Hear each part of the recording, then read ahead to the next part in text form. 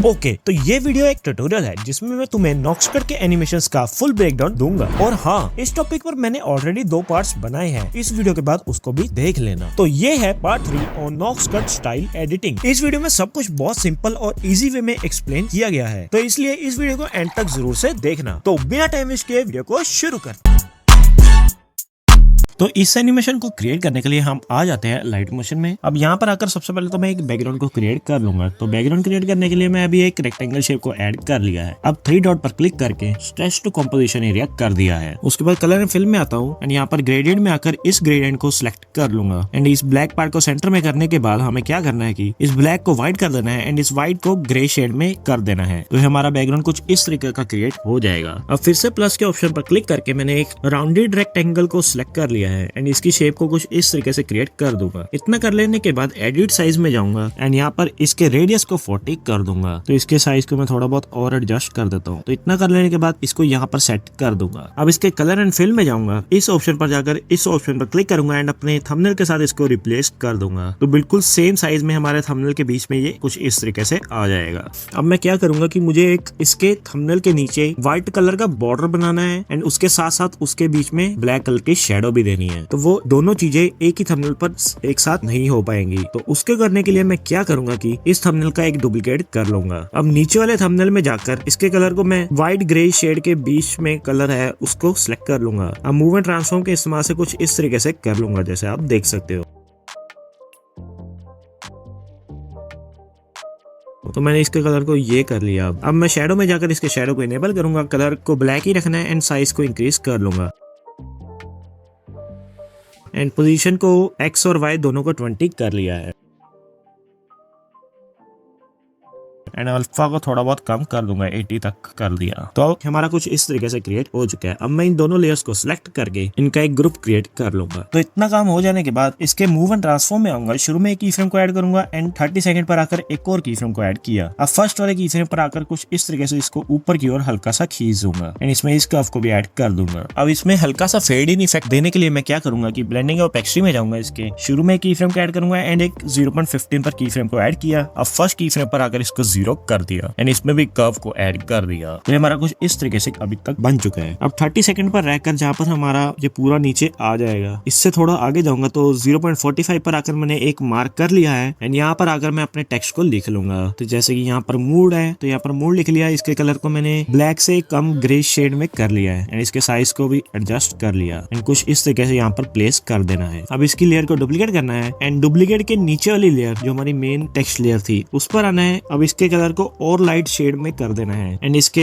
Size को जाकर आपको एडिट साइज में जाकर इसके साइज को भी इंक्रीज कर देना है एंड कुछ इस तरीके से इसको सेट कर देना है। तो मैं फटाफट से कर लेता हूँ। अब ब्लेंडिंग और ओपेसिटी में जाकर इसकी ब्लेंडिंग और ओपेसिटी को मैंने 50 तक कर दिया है। तो हमारा जो सा मेन टेक्स्ट है जो डार्क शेड में है और ऊपर वाली लेयर है जो सी, उसके मैं भी थोड़ा सेट कर लेता हूँ। तो अब सही लग रहा है। तो अब इसी तरीके से हमें पहले एक लेयर की डुप्लीकेट करनी है। तो मैंने नीचे वाली लेयर की डुप्लीकेट की एंड इसके एडिट्स में जाकर इसको दूसरे टेक्स्ट में लिख लिया। तो मैंने यहाँ पर थीम लिख लिया एंड अब इसके भी साइज वगैरह को एडजस्ट करके यहाँ पर रख दूंगा। अब इसी तरीके से इस डार्क वाले की भी डुप्लीकेट की, इसमें भी थीम लिखकर इसको भी यहाँ पर सेट कर लिया कुछ इस तरीके से। तो अब जहाँ पर हमने मार्क किया था 0.45 पर, यही पोजीशन पर आकर मैं प्लस के ऑप्शन पर क्लिक करके वेक्टर ड्राइंग का यूज करूंगा। तो वेक्टर ड्राइंग को ऐड करने के बाद यहाँ पर एक एरो सा बना आ गया होगा, जैसा डॉट सा दिख रहा होगा आपको। अब इसको मैं ले जाऊंगा इस तरफ को एंड अब प्लस के ऑप्शन पर क्लिक करूंगा जिससे इसमें एक डॉट सी आ जाएगी एंड ऐसे ही मैं कुछ इस तरह की शेप वेक्टर ड्राइंग के इस्तेमाल से क्रिएट कर लूंगा। अब ये कर लेने के बाद बैक आऊंगा, कलर एंड फिल पर जाकर कलर एंड फिल को बंद कर दूंगा। स्ट्रोक में आकर स्ट्रोक को इनेबल करूंगा। कलर को मैं ब्लैक ही रहने दूंगा। तो मैंने कलर को इसके ब्लैक की जगह ग्रे कर लिया है। अब इसके साइज को मैंने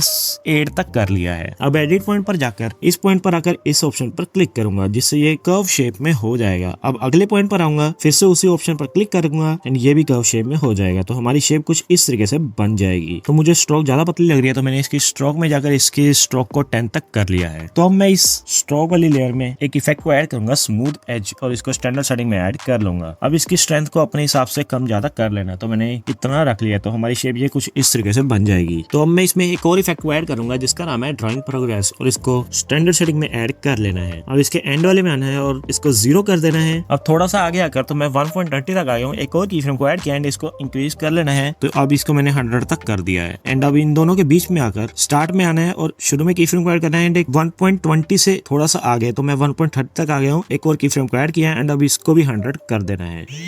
तो ये मुझे ज्यादा फास्ट लग रहा है तो मैंने की फ्रेम को उठाकर आगे कर दिया है कुछ इस तरीके से एंड इनके बीच में कर्व को भी ऐड कर देना है। तो ऐसा करने से हमारा कुछ इस तरीके का एनिमेशन बन जाएगा एरो में, जैसा आप देख सकते हो कितना सही लग रहा है। तो अब हमारा जो सा मूड जहाँ पर मैंने लिखा है टेक्स्ट में डार्क वाला, उस वाली लेयर में आना है, उसके मूव एंड ट्रांसफॉर्म में आना है एंड एक की फ्रेम यहाँ और एक थोड़ा सा और आगे एंड फर्स्ट वाले की फ्रेम पर आकर इसको नीचे की ओर हल्का सा कर देना है एंड इसमें इस कर्व को भी ऐड कर देना है। अब इतना कर लेने के बाद आपको इसकी नीचे वाली लेयर को करना है चेंज। तो जैसे कि हमारे डार्क वाला है उसकी लेयर का नाम है 2 मूड, तो अब हम चेंजेस करेंगे 1 मूड में। तो हमें इन दोनों की फ्रेम्स के बीच में आना है लगभग, तो 1.7 तक आकर मूव ट्रांसफॉर्म में आता हूँ और एक की फ्रेम को ऐड करता हूँ। अब थोड़ा सा आगे आकर एक और की फ्रेम को ऐड किया है, उसी तरीके से फर्स्ट की फ्रेम पर आकर इसको भी नीचे की ओर कर दिया एंड इसमें भी कर्व को ऐड कर दिया। एंड अब हम इनमें फेड इन टाइप सा इफेक्ट देंगे। तो वो करने के लिए आपको क्या करना है कि जैसे कि मेरे 2 मोड वाली लेयर है उसके ब्लेंडिंग एंड ओपेसिटी में आऊंगा एंड वही 2 सेम पोजीशंस पर मैं की फ्रेम को ऐड कर लूंगा एंड फर्स्ट की फ्रेम पर इसको 0 कर दूंगा एंड इसमें भी कर्व को ऐड कर लूंगा। तो इससे में कुछ इस तरीके से इफेक्ट बन जाएगा। एंड अब इसी तरीके से इसके नीचे वाली लेयर में वही सेम पोजीशन 1.7 एंड थोड़ा सा आगे एक और की फ्रेम एंड फर्स्ट वाले की फ्रेम को 0 एंड इसमें भी कर्व को ऐड। तो ये हमारा कुछ इस तरीके से बन जाएगा। तो एक साइड को हो गया, अब दूसरी साइड का भी हम कर लेंगे। तो सबसे पहले तो मैं इस शेप की डुप्लीकेट कर लेता हूँ एंड इसको उठाकर आगे की ओर कर लूंगा। अब आपको इस 3 डॉट पर क्लिक करना है एंड यहाँ पर फ्लिप हॉरिजॉन्टली पर क्लिक करना है, जिससे हमारी शेप कुछ इस तरीके से फ्लिप हो जाएगी। तो मुझे ये लग रहा है ज्यादा आगे होगी तो मैं इसको थोड़ा सा उठाकर आगे कर लेता हूँ कुछ इस तरीके से। अब 1.32 पर आकर मैं हमारी डार्क वाला जो टेक्स्ट है थीम का उसके मूव एंड ट्रांसफॉर्म में आकर एक की फ्रेम यहाँ, अब एक 1.46 पर आकर एक और की फ्रेम यहाँ, अब फर्स्ट की फ्रेम पर आकर इसको नीचे की ओर एंड इन्हीं 2 पोजीशंस पर ब्लेंडिंग ऑफ ओपेसिटी पर जाकर की फ्रेम एंड फर्स्ट की फ्रेम पर 0 एंड कर्व, जिससे हमारा कुछ इस तरीके से बन जाएगा। तो अब उसी तरीके से इसके नीचे वाली लेयर थीम की इन दोनों की फ्रेम्स के बीच में आकर 1.40 पर एंड एक थोड़ा सा आगे आकर एंड फर्स्ट की फ्रेम पर आकर इसको नीचे की ओर एंड कर्व को ऐड करना है हमेशा एंड उसी तरीके से ब्लेंडिंग ऑफ ओपेसिटी में भी कर देना है। तो अभी हमारा कुछ इस तरीके से बन जाएगा। तो मैं सभी लेयर्स को सिलेक्ट करके इनकी ड्यूरेशन को बराबर ट्रिम कर लूंगा। अब इसको और नॉक्स कट स्टाइल में दिखाने के लिए हम क्या करेंगे कि शुरू में आकर मैं एक रेक्टेंगल शेप को फिर से ऐड कर लूंगा, अब स्ट्रेच टू कंपोजिशन एरिया कर लूंगा। अब इसकी लेयर को भी मैं सभी के बराबर ट्रिम कर लूंगा एंड अब इसमें एक इफेक्ट को ऐड करूंगा कॉपी बैकग्राउंड एंड इसको ऐड करने के बाद अब इसमें एक और इफेक्ट को ऐड करूंगा TV damage and scan lines and इसको स्टैंडर्ड सेटिंग में ऐड कर लेने के बाद आपको इसके अल्फा को 15 तक कर लेना है एंड स्कैन लाइंस को भी 15 तक कर लेना है, जिससे इसमें एक हल्का हल्की लाइंस आ जाएंगी। एंड नॉक्स कट अपने सभी एनिमेशंस के लास्ट में इसका यूज जरूर से करता है, तो आप भी कर लेना, इससे आपका एनिमेशन दिखने में और ज्यादा बढ़िया लगता है। तो हम इसको सेव कर लेते हैं and here the final result.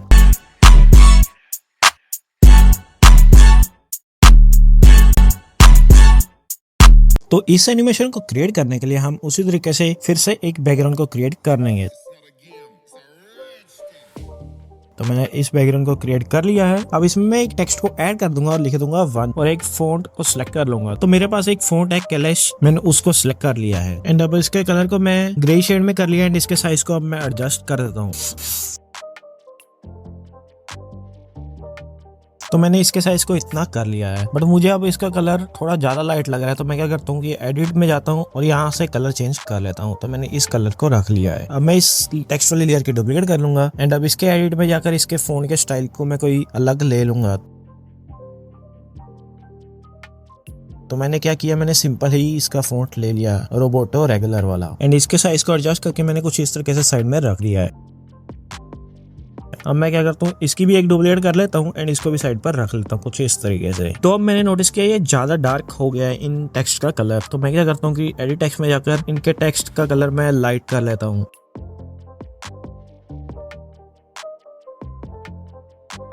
And ऐसा ही तीनों में कर लूंगा।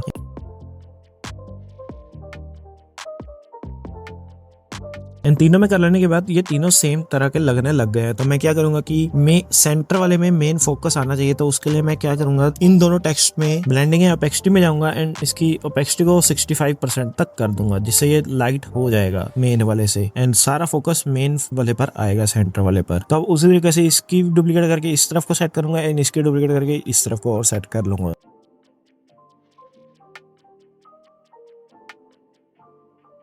अब ये हमारा बन जाने के बाद मैं इन सभी टेक्स्ट वाली लेयर को सिलेक्ट करके इनका ग्रुप क्रिएट कर लूंगा। अब शुरुआत में आकर प्लस के ऑप्शन पर क्लिक करके इस राउंडेड रेक्टेंगल को सिलेक्ट कर लूंगा एंड इसके साइज को कुछ इस तरीके का क्रिएट कर लूंगा। अब इसके एडिट शेप में जाकर इसके रेडियस को 40 तक कर लूंगा। तो इतना हो जाने के बाद सबसे पहले मैं अब इसके इफेक्ट में आकर इसमें एक इफेक्ट को ऐड करूंगा, मास्क ब्लर, और इसकी स्ट्रेंथ को मैं कुछ इतना कर लूंगा। तो मैंने इसको 130 तक कर लिया है। अब मैं इस लेयर के डुप्लीकेट करूंगा। अब इसके इफेक्ट में जाकर इसके इफेक्ट को डिलीट कर दूंगा एंड इसमें अब एक अलग इफेक्ट को ऐड करूंगा जिसका नाम है कॉपी बैकग्राउंड। अब इसको ऐड कर दिया है। अब इसके बाद इस कॉपी बैकग्राउंड वाली जो हमने की है लेयर उसको डुप्लीकेट करूंगा। अब इसके इफेक्ट में जाकर इस कॉपी बैकग्राउंड को डिलीट कर लूंगा। अब इसके कलर में फिल में आऊंगा, इसके कलर को इनेबल करके इसके कलर को मैं कुछ इस तरीके का रख लूंगा। अब ब्लेंडिंग ओपेसिटी में आकर इसकी ओपेसिटी को कम कर लूंगा। तो मैंने 74 तक कर लिया है। अब लाइटन में आकर लीनियर डॉज कर लूंगा। आप इन लाइटन वाले इफेक्ट में देख सकते हो, जो भी आपको बढ़िया लगे आप उसको रख लेना। तो अभी मैं इसकी ओपेसिटी को थोड़ा इंक्रीज कर दिया, 80 तक कर दिया है एंड इसको स्क्रीन रख के ही बैक आ गया हूँ। अब इसमें मैं स्ट्रोक को ऐड करूंगा। तो स्ट्रोक में जाकर इसकी स्ट्रोक को इनेबल किया, कलर को व्हाइट किया एंड इसके स्ट्रोक को मैंने 7 तक कर लिया है। तो अभी हमारा कुछ इस तरीके से क्रिएट हो चुका है।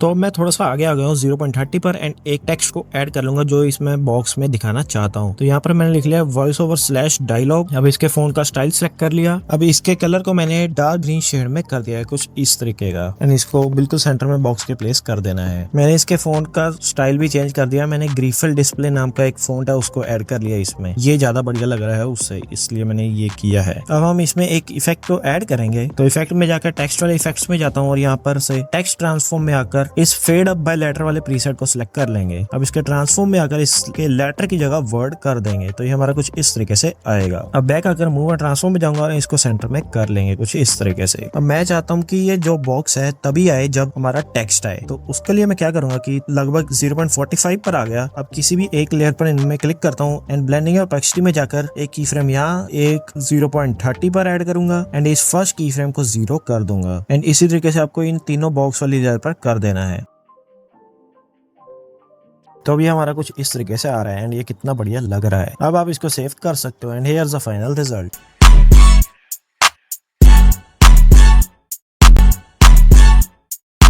तो इस एनिमेशन को क्रिएट करने के लिए हम क्या करेंगे कि सबसे पहले तो एक बैकग्राउंड को ऐड कर लेंगे। आप खुद भी क्रिएट कर सकते हो या फिर कोई बैकग्राउंड को भी ऐड कर सकते हो। तो मैंने इस बैकग्राउंड को ऐड कर लिया है एंड अब इसको जूम करके कुछ इस तरीके से ऊपर की ओर सेट कर दूंगा। अब आपको शुरुआत में आना है, प्लस के ऑप्शन पर क्लिक करके वेक्टर ड्राइंग का यूज करके आपको एक इस तरीके की लाइन को क्रिएट करना है। तो मैं फटाफट से एक स्ट्रेट लाइन को क्रिएट कर लेता हूँ। अब स्ट्रेट लाइन क्रिएट करने के बाद आपको इसकी शेप को कुछ इस तरीके से भी ऐड कर देना है एंड उसी तरीके से दूसरी ओर जाकर भी ऐड कर देना है। मैं होप करता हूँ आपको वेक्टर ड्राइंग का इस्तेमाल करना आता होगा। अगर नहीं आता तो मुझे बता देना, मैं एक डेडिकेटेड वीडियो इस पर भी बना दूंगा। अब आपको इनके बीच वाले पॉइंट्स में आकर इस पर क्लिक करना है जिससे ये कर्व शेप में हो जाएगा एंड इसी तरीके से आगे जाकर इनके सेंटर वाले में भी आकर फिर से कर्व कर देना है। तो हमारी कुछ इस तरीके से शेप क्रिएट हो जाएगी। अब उसके बाद आपको इसके कलर एंड फिल पर जाना है। कलर एंड फिल में आकर इसको बंद कर देना है। बॉर्डर एंड शैडो में आना है। इसके स्ट्रोक को इनेबल करना है, कलर को ब्लैक ही रहने देना एंड स्ट्रोक को इंक्रीज कर लेना। तो मैंने इसकी स्ट्रोक को 15 तक कर लिया है। अब उसके बाद इसकी स्ट्रोक में मैं एक इफेक्ट को ऐड करूंगा, स्मूथ एजेस, एंड इसको अपने हिसाब से इंक्रीज कर लेना। तो मैंने इसको 0.12 तक कर लिया जिससे इसमें ये शेप आ गई है एंड कितनी सही लग रही है। अब मैं इसमें एक और इफेक्ट को ऐड करूंगा, ड्राइंग प्रोग्रेस, और इसको स्टैंडर्ड सेटिंग में ऐड कर लेना है। अब आपको इसके एंड वाले में आना है और इसको 0 कर लेना है एंड एक की फ्रेम को ऐड कर लेना है शुरुआत में। तो अब मैं 0.40 पर आ गया, एक और की फ्रेम को ऐड किया एंड इसको 100 कर लिया। अब स्टार्ट वाले में आकर इन्हीं दो सेम पोजीशन पर की फ्रेम को ऐड करना है एंड अब इसके स्टार्ट वाले को फर्स्ट की फ्रेम को 100 कर देना है। ये ध्यान रखना, स्टार्ट वाले में फर्स्ट की फ्रेम 100 होना चाहिए एंड एंड वाले में फर्स्ट की फ्रेम 0 एंड इसका ऑपोजिट 0.40 वाले की फ्रेम में। एंड ऐसा शेप क्रिएट करने से ये हमारा कुछ इस तरीके से हो जाएगा एंड इनमें कर्व को भी ऐड कर लेना। तो हमारी एनिमेशन कुछ इस तरीके से बन जाएगी। कितनी सही लग रही है।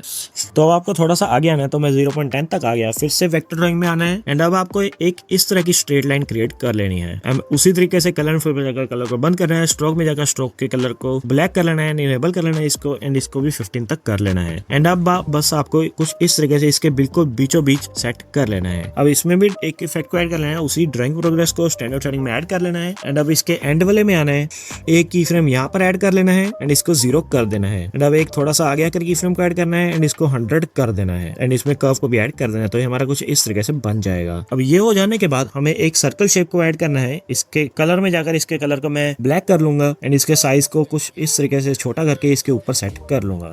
अब इतना हो जाने के बाद आपको इसमें एक इफेक्ट को ऐड करना है मूव अलोंग पाथ, और इसको स्टैंडर्ड सेटिंग में ऐड कर लेने के बाद एक की फ्रेम शुरुआत में एक थोड़ा सा आगे आकर ऐड करना है। तो मैं 0.30 तक दूसरा की फ्रेम ऐड कर लिया है एंड इसके प्रोग्रेस को 100 कर दिया एंड इसमें भी इसी कर्व को ऐड कर दिया। तो हमारा एनिमेशन कुछ इस तरीके से बन जाएगा जैसा आप देख सकते हो।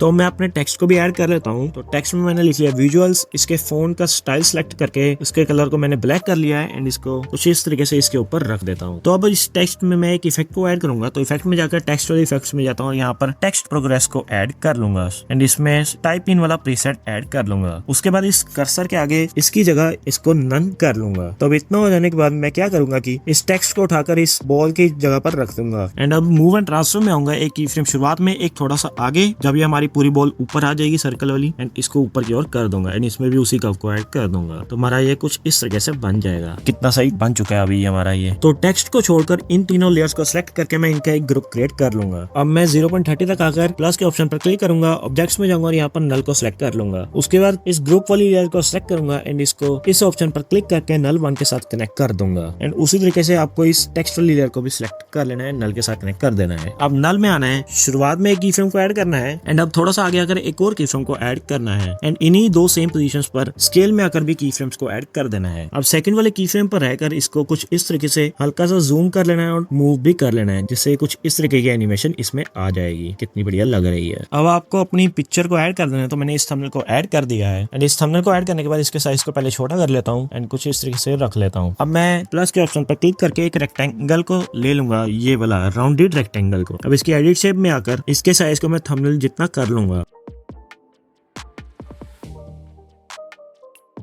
एंड रेडियस को 40 कर लूंगा। तो ये ऐसा हो गया है। अब इन दोनों को सिलेक्ट करके इस थर्ड वाले पर क्लिक करूंगा, जिससे ये हमारा थंबनेल कुछ इस तरीके से हो जाएगा। अब मैं इसमें शेडो को भी ऐड कर लेता हूँ। तो मैं शेडो को एडजस्ट कर लेता हूँ फटाफट से।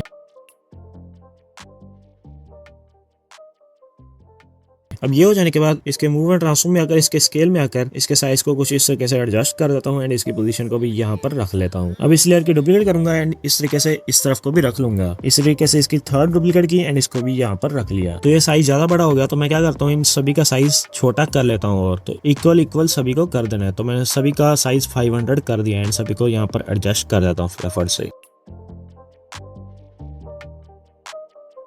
अब ये हो जाने के बाद हम एक का तो यही थंबनेल रहने देंगे और दो को हम थंबनेल रिप्लेस कर लेंगे। तो रिप्लेस कैसे करना है कि किसी भी एक ग्रुप पर मास्क वाली लेयर पर क्लिक करना है, इसके एडिट ग्रुप में आना है एंड अब पिक्चर को सिलेक्ट करना है, ये थंबनेल वाली, इसके कलर में फिल पर आना है और इस ऑप्शन पर क्लिक करना है एंड आप अपने थंबनेल के साथ रिप्लेस कर देना है। तो ये थंबनेल रिप्लेस हो गया। अब बैक आओगे तो ये आपका थंबनेल यहाँ पर भी चेंज हो जाएगा जैसा आप देख सकते हो एंड इसी तरीके से आपको दूसरे में भी कर लेना है। तो हमारे तीनों थंबनेल कुछ इस तरीके से लग गए हैं। तो मैं अब पहले ग्रुप एंड मास्क वाले को नल के बिल्कुल बराबर कर लेता हूँ, यहाँ पर ले आता हूँ। अब इसकी ब्लेंडिंग ऑफ एक्सट्रीम में आकर शुरू में की फ्रेम को ऐड करूंगा एंड एक थोड़ा सा आगे कुछ इस तरीके से एंड फर्स्ट की फ्रेम को 0 कर दूंगा एंड इसमें इस कर्व को भी ऐड कर दूंगा। अब जिस लेयर में हमने ब्लेंडिंग ऑफ एक्सट्रीम वाला काम किया है उसी लेयर पर रहकर इस ऑप्शन पर क्लिक करना है एंड यहाँ पर कॉपी लेयर पर क्लिक करना है। अब बाकी दोनों लेयर्स को सिलेक्ट करना है, इस ऑप्शन पर क्लिक करके इस पेज स्टाइल के आगे एक एरो सा बना आ रहा है, इस पर क्लिक करना है एंड यहाँ पर आपको ब्लेंडिंग ऑफ एक्सट्रीम वाले को छोड़कर सभी को बंद कर देना है एंड अब अप्लाई कर देना है। तो इसमें भी वही वाला इफेक्ट लग जाएगा। तो अब सभी में मैं कुछ इतना गैप दे दूंगा तो हमारा कुछ इस तरीके से आ रहा है जैसा आप देख सकते हो। तो अब हम हल्का सा गैप देंगे। तो मैं थोड़ा सा आगे आ गया हूँ 1.10 पर एंड हमारा जो ग्रुप 1 है सबसे नीचे जो हमारा लाइन सर्कल और वाला है ग्रुप, इसकी डुप्लीकेट कर लूंगा एंड इसको उठाकर सबसे ऊपर ले आऊंगा एंड इसको आगे की ओर कर लिया कुछ इस तरीके से एंड ग्रुप हमने डुप्लीकेट किया है तो इसमें नल कनेक्ट है तो उसी ऑप्शन पर क्लिक करके यहाँ पर नन कर दूंगा जिससे ये डिस्कनेक्ट हो जाए। तो अब उसी तरीके से मैं इस टेक्स्ट वाली लेयर को भी कॉपी कर ली एंड इसको भी उठाकर ले आया। तो अब कंफ्यूजन ना हो तो मैं इन दोनों लेयर्स को सिलेक्ट करके इनका पहले ग्रुप क्रिएट कर लिया है। तो इतना हो गया। अब इनका भी मैंने ग्रुप क्रिएट कर लिया। अब यहाँ पर रहकर एक और नल को ऐड कर लिया। ये सभी को मैंने ग्रुप इसलिए कर दिया ताकि मुझे कंफ्यूजन ना हो। आप भी इस तरीके की चीजें यूज ट्राई कर सकते हो एंड ऐसा करने से ये लैग भी कम होगा। तो अब आपको क्या करना है कि ग्रुप 1 में आना है एंड 1.10 पर रहकर एक की फ्रेम यहाँ पर ऐड करना है। अब थोड़ा सा आगे कर एक और की फ्रेम को ऐड किया एंड इसको ऊपर की ओर कुछ इस तरीके से सेट कर लिया एंड इसमें इस कर्व को भी ऐड कर लिया। अब इतना कर लेने के बाद मैं जो हमने इन लेयर्स की डुप्लीकेट की थी इसके टेक्स्ट को पहले मैं एडिट कर लूंगा। तो यहाँ पर मैंने विजुअल्स की जगह अब साउंड डिजाइन लिख लिया है एंड इसको एडजस्ट करके कुछ इस तरीके से रख लेना है। अब आपको इन दोनों को नल 1 के साथ कनेक्ट कर देना है। सबसे नीचे वाले ग्रुप को नहीं करना, इस ग्रुप एंड इस टेक्स्ट को ऐड करना है नल के साथ। क्योंकि अब मैं इसके हिसाब से इसके साइज वगैरह को एडजस्ट करूंगा।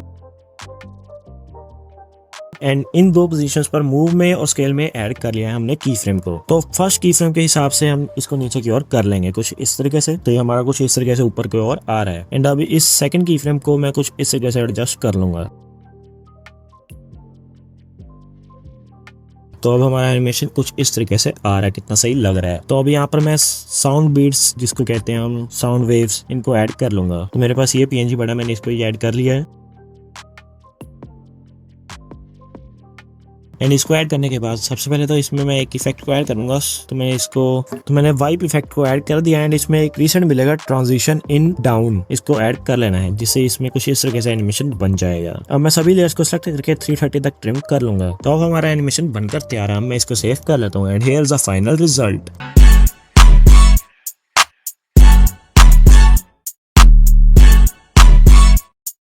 तो होप करता हूँ आपको इस वीडियो को सीखने को मिला होगा। एंड अगर ये वीडियो आपके लिए यूजफुल रही है तो वीडियो को लाइक कर देना इतनी मेहनत के लिए। बाकी मैंने नॉक्सस्क्रिप्ट की एडिटिंग पर ऑलरेडी इस वीडियो को मिलाकर 3 पार्ट क्रिएट कर दिए हैं। बाकी अगर फिर भी कोई एडिट रह गया है नॉक्सस्क्रिप्ट का तो मुझे कमेंट में बता देना, मैं वीडियो ले आऊंगा। या फिर अगर आप किसी और चीज पर वीडियो चाहते हो तो वो भी मुझे कमेंट सेक्शन में बता देना, मैं उस पर वीडियो क्रिएट कर दूंगा। बाकी अगर अभी तक आपने पार्ट 1 एंड 2 नहीं देखा तो आपको यहाँ पर स्क्रीन पर शो हो रहा है, आप इनको क्लिक करके देख लेना। Bye bye.